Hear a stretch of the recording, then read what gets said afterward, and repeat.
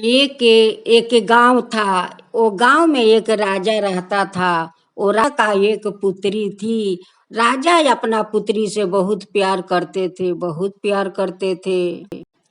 वो फूलों के गलीचा पर सोती थी, चांदी के थाला में खाना खाती थी। ऐसे ही लालन पालन करते करते राजकुमारी तो 12 साल का हो गई। एक दिन राजकुमारी अपना पिताजी से कहती है कि पिताजी, हमारे लिए आप एक गोपाल भगवान आन दीजिए। पिताजी कहने लगे कि बेटी, गोपाल भगवान को लेकर क्या करोगी? वो कहती है कि पिताजी, मैं गोपाल भगवान को नहलाऊंगी, उसे मिश्री माखन खिलाऊंगी, उसे बहुत सारा सेवा करूंगी। राजा अपनी बेटी को बात सुनकर तो बहुत खुश हो गया। कहने लगा कि वाह, मेरी बेटी कितनी बड़ी हो गई है, बहुत समझदार हो गई है।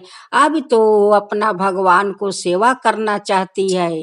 राजा अपना पुत्री का बात सुनकर शहर चला जाता है और शहर से एक गोपाल भगवान ले आता है। बहुत सारा वस्तु भूषण वहां से ले आते हैं। जब राजकुमारी गोपाल वस्तु भूषण सारे देखती है तो बहुत खुश हो जाती है, बहुत खुश हो जाती है।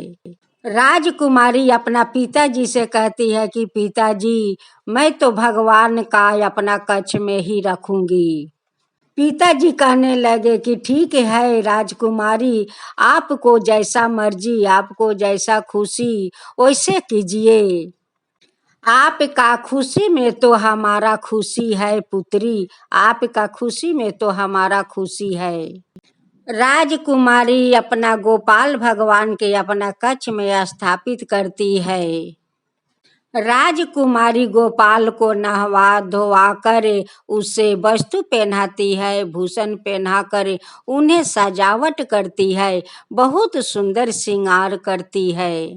श्रृंगार करके उन्हें आसन पर बैठाती है और कहती है कि गोपाल, तुम्हारे लिए आसन बहुत अच्छे है, तो तुम्हारा अच्छा लगता है तो। वो गोपाल से बहुत देर तक बात करती है। बात करते करते उन्हें श्रृंगार करती है, बात करते करते उन्हें भोग लगाती है। राजा का महल में तो बहुत दास दासियां थी। सब लोग बहुत खुशी खुशी से रहते थे। जितना राजा का महल पर खुशी था, एक दिन वो खुशियां पर सोग का अंधेरा छा गया। एक दिन राजा का महल पर आकर शगुन बैठ जाता है।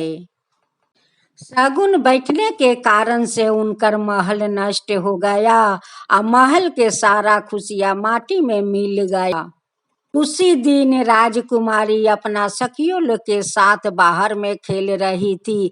जब राजकुमारी अपना सखी लोग के साथ अपना महल में आकर देखती है तो यहाँ पर सभी लोग का मौत हो चुके थे।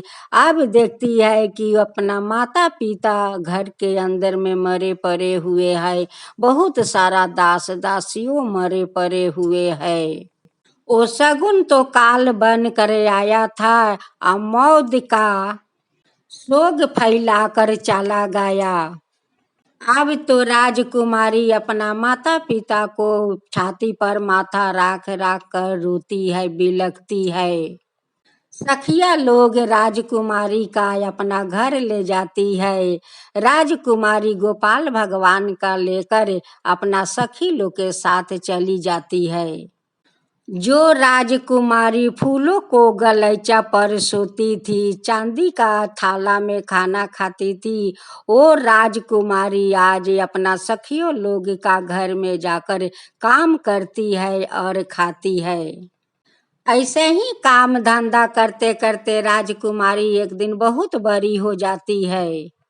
तब जाकर राजकुमारी अपना गोपाल को ले लेती है और जंगल के तरफ चली जाती है। अब तो राजकुमारी का ऊपर दुख का पहाड़ टूट पड़ा। जो जंगल में राजकुमारी चली गई थी, वो जंगल में दूर दूर तक कहीं घर द्वार का पता नहीं था, नहीं कोई तालाब कुआं का पता था। अब तो गोपाल भगवान 5 ग्वाला का रूप धारण करते हैं, और वही जंगल में गाय चराने के बहाना करते हैं। वही बहरूपिया गोपाल 5 रूप धारण करते हुए राजकुमारी का पास आते हैं और कहते हैं कि बहन, ये जंगल में तुम क्या करती हो? ये तो घनघोर जंगल है, बहुत सारा जानवर है। राजकुमारी कहती है कि यही जंगल मेरे लिए तो महल है भैया। 5 ग्वाला मिलकर वही जंगल में डाल डूल काट कर, जंगल काट कर एक कुटिया बनाते हैं। वही कुटिया में राजकुमारी रहने लगी और जंगल से लकड़ियां काट कर बाजार में जाकर बेचने लगी। लोग झूठ नहीं कहते हैं कि भगवान जितना दिन का लोग का नसीब में दुख लिख देते हैं, उतना दिन लोग का तो दुख भोगना पड़ता है। लिखा को तो कोई मिटा नहीं सकता है। आज वैसे ही राजकुमारी पर आज मुसीबत आ पड़ा है, वो लकड़ीहारिन बन गई है। राजकुमारी रोज रोज वन से लकड़ी काटती है और बाजार में ले जाकर बेचती है। जो लकड़ी बेचकर पैसा मिलता है, वो सारे पैसा राजकुमारी अपना गोपाल भगवान में लगा देती है। वो खुद उपास रह जाती है, बाकी गोपाल भगवान को उपास नहीं रखती है। एक दिन की बात है, रविवार का दिन था। उसे दिन राजकुमारी निर्जल उपास रही थी। उपास रहते हुए जंगल से लकड़ियां काटी, लकड़ी ले जाकर बाजार में बेची। बाजार से जो पैसा मिला, लकड़ी बेचकर वो पैसा का भगवान को भोग लगाने के लिए मिश्री माखन कीन कर ले आई। हैरानी का कारण से राजकुमारी बाजार से आकर सो जाती है। जब गोपाल भगवान देखते हैं तो कहते हैं कि मेरी सखी तो थकन के कारण से आकर बाजार से सो गई। गोपाल भगवान पैर का भीरी बैठ जाते हैं और बैठ कर अपना सखी को पैर दबाने लगता है। जब तक राजकुमारी सोई थी, तब तक भगवान गोपाल उनकर पैर दबा रहे थे। जब राजकुमारी का अंगी टूटा तो देखती है कि गोपाल भगवान मेरा पैर दबा रहा है।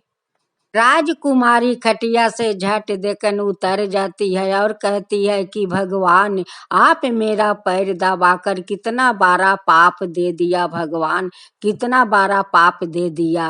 राजकुमारी कहती है कि हे कृष्णा, आप मुझे कैसा पाप दे दिया, कैसा पाप हमें लगा दिया भगवान। ये पाप का मैं कैसे पराछुत करूं, कैसे पराछुत करूं भगवान।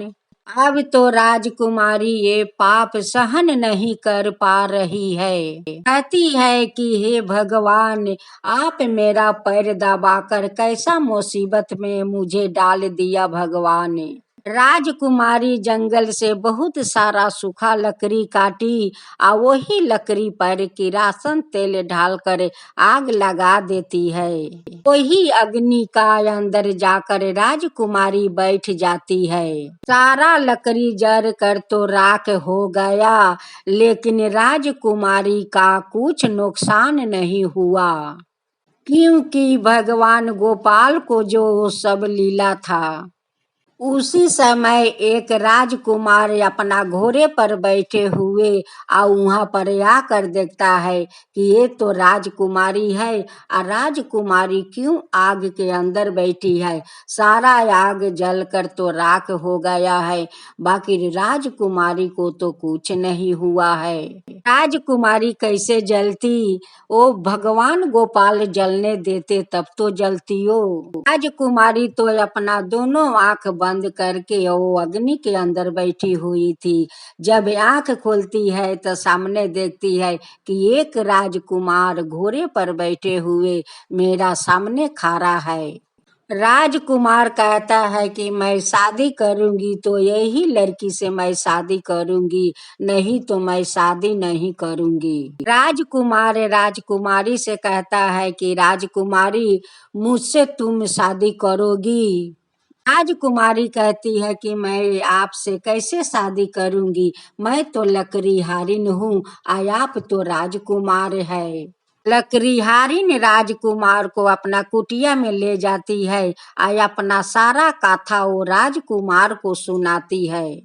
मैं भी तो राजा का बेटी हूँ, मैं तो फूलों के गलीचा पर सोती थी, चांदी का थाला में खाना खाती थी। मेरे माता पिता बहुत हमसे प्यार करते थे।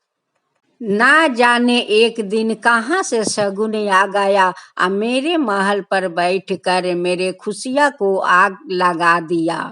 तब से मैं यही जंगल में रहती हूँ और लकड़ी बेच कर अपना भगवान को सेवा करती हूँ। राजकुमार कहता है कि राजकुमारी ठीक है, चलो हमारा महल में, वहीं पर सारे विधि विधान से हम दोनों को शादी होगा। वैसे ही कृष्णा भगवान आकर प्रकट होते हैं और कहते हैं कि नहीं, मेरे सखी को तो यही पर मैं शादी करवाऊंगी। वही कृष्णा भगवान ब्रह्मा जी को रूप धारण करते हैं और वही ब्रह्मा जी विधि विधान का साथ राजकुमार के साथ राजकुमारी को शादी करवाते हैं। विधि विधान के साथ राजकुमार और राजकुमारी को वही जंगल में शादी हुआ। गोपाल भगवान सारे विधि विधान अपना हाथ से खुद करवाया और राजकुमारी को ले जाकर अपना हाथ से वही घोड़ा पर बैठाया। कृष्णा भगवान अपना सखी को और वो राजकुमार को आशीर्वाद देते हैं कि सूखे सूखे जियो और सादा सुहागिन रहो। राजकुमारी से कृष्णा भगवान कहते हैं कि सखी देखो, जब तुम्हारा ऊपर कोई मुसीबत आ जाए फौरन हमें पुकारना, मैं दौड़ी चली आऊंगी। तुम दोनों पर मैं कभी मुसीबत नहीं आने दूंगी, हमेशा अपना सखी को मैं रक्षा करूंगी। हे कृष्णा भगवान, जैसे वो राजकुमारी का मुसीबत के समय आप राजकुमारी को जंगल में लेकर आए थे, वैसे ही सब कोई पर कृपा कीजिए, सब कोई पर कृपा कीजिए हे कृष्णा भगवान। वैसे ही अपना सभिन को सखी बना लीजिए हे कृष्णा भगवान, अपना सखी बना लीजिए। जो आपका कथा सुनाते हैं, सुनते हैं, जो लोग हुकारी पड़ता है, उन सभिन पर आप कृपा कीजिए हे कृष्णा भगवान, उन सभिन पर कृपा कीजिए। कृष्णा भगवान की जय हो, कृष्णा भगवान की जय हो।